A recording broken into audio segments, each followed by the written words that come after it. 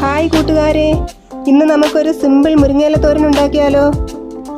മുരിങ്ങയില ഊരി അരിഞ്ഞ് റെഡിയാക്കി വെച്ചിട്ടുണ്ട്.